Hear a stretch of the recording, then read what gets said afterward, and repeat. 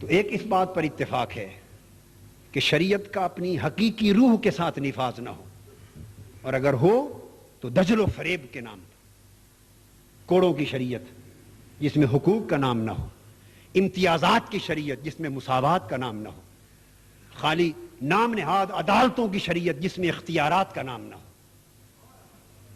اس طرح کی شریعت سوٹ کرتی ہے، وہ 10 برس کیا 100 برس بھی چل جائے تو رہتا سہتا وقار شریعت کا جاتا رہے گا۔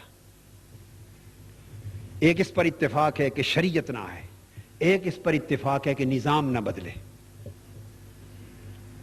ان دونوں کی بقا اس میں ہے کہ نظام نہ بدلے۔ ریزن اس کی ہے، جاگیردار، سرمایہ دار اور فوجی ڈکٹیٹر تینوں کی نفسیات ایک ہے، اور تینوں کی نفسیات جمہوریت کی نفی ہے۔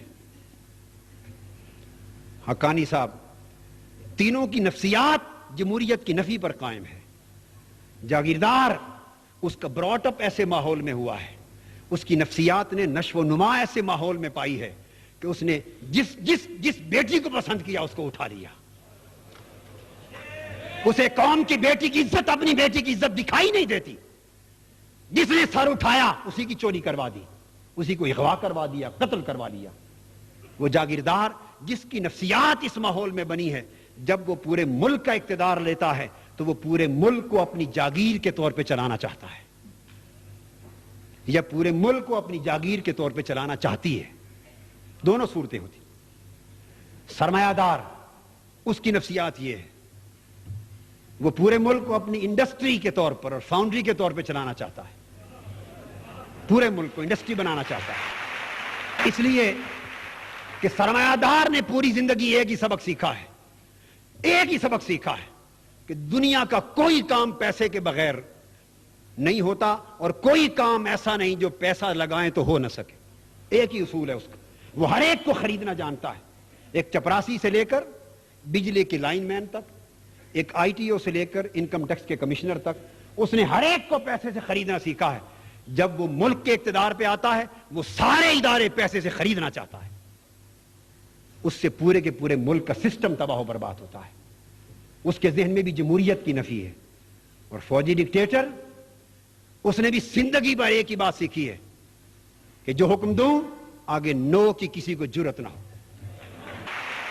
جب وہ اقتدار پر آتا ہے تو وہ پورے ملک کو بٹالین کی طرح چلانا چاہتا ہے۔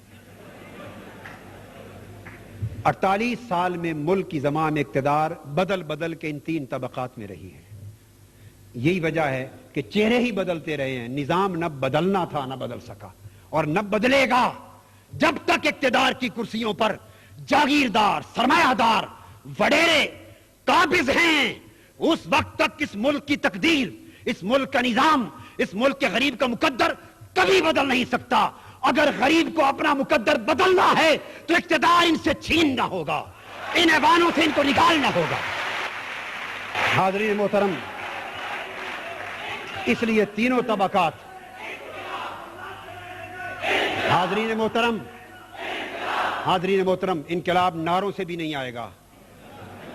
انقلاب خون مانگتا ہے، خون مانگتا ہے، انقلاب قربانیاں مانگتا ہے۔ ایران کی انقلابی جنگ میں انقلابیوں کی جنگ ایک شہنشاہ سے تھی، پاکستان میں انقلاب چاہنے والوں کی جنگ 1000 شہنشاہوں سے ہے، 1000 شہنشاہوں سے ہے۔ آپ کو جد و جہد کرنی ہے۔